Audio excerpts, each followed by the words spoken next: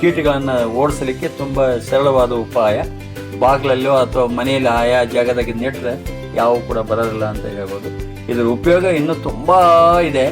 ಅದನ್ನು ನೀವು ಹೊಸ ಹೊಸ ಆವಿಷ್ಕಾರಗಳನ್ನು ಮಾಡಿ ಇದರ ಉಪಯೋಗ ತಗೊಂಡು ಅನುಕೂಲ ಆಗಲಿ ನಿಮಗೆ.